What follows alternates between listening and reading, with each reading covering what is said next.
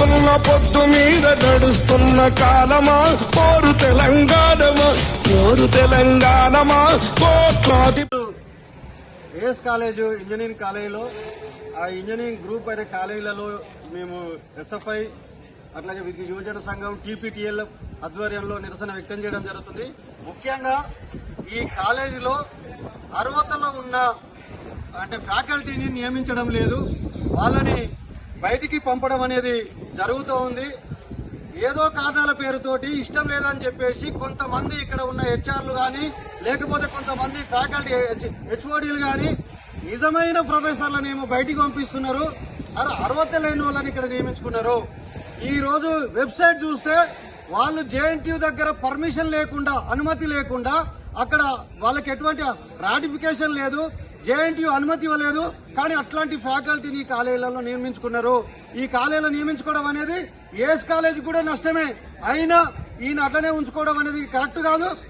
అర్హత ఉన్న ప్రొఫెసర్లని డిపార్ట్మెంట్లలో పంపుతా ఉన్నారు. ఇష్టం లేదని చెప్పేసి ఎవరో కొందరికి ఇష్టం ఉంటే వాళ్ళని ఉంచుకుంటున్నారు, ఇష్టం లేని వాళ్ళు పంపుతున్నారు.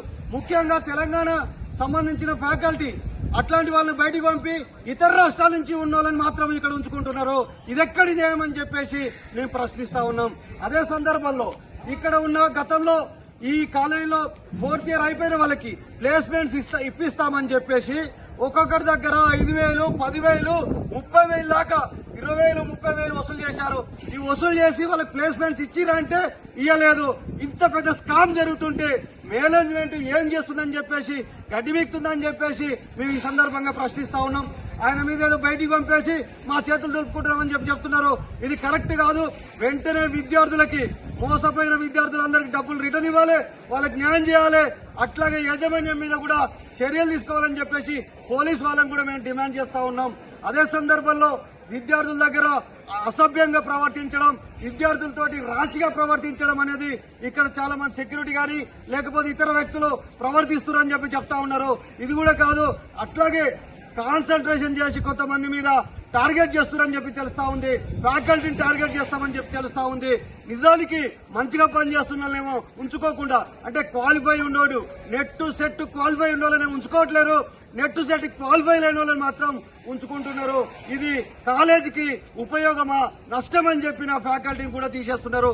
విట్నెస్ ఏదో అన్యాయం జరిగితే, ఎవరికో న్యాయం జరిగితే ఎవరైనా సాక్ష్యం చెప్తున్న వాళ్ళని తీసేస్తారా? కానీ ఈ కాలేజీలో సాక్ష్యం చెప్తున్న వాళ్ళని కూడా బయటకు పంపారు. కాబట్టి ఇది కరెక్ట్ కాదు. మేనేజ్మెంట్ జీకే సార్ని కూడా మేము డిమాండ్ చేస్తున్నాం. మీరు ప్రొఫెసర్ టీచర్ల వైపు ఉంటారా, విద్యార్థుల వైపు ఉంటారా, లేకపోతే ఎవరో ఒకరిద్దరు చెప్పిన వాళ్ళ మాటలు విని మీ కాలేజీని డ్యామేజ్ చేసుకుంటారా అని చెప్పేసి సందర్భంగా ప్రశ్నిస్తున్నాం. వెంటనే మీ మేనేజ్మెంట్ మీద చర్యలు తీసుకోవాలని చెప్పేసి పోలీసు వాళ్ళకు కూడా డిమాండ్ చేస్తా ఉన్నాం. భూములు మాకేనని మరలబడ్డ గానమా తిరగబడ్డ రాగమా, మరలబడ్డ గానమా తిరగబడ్డ రాగమా, కోరు తెలంగాణమా కోట్లాది ప్రాణమా, బల బల బల బల బల బల పొడుస్తున్న పొద్దు మీద నడుస్తున్న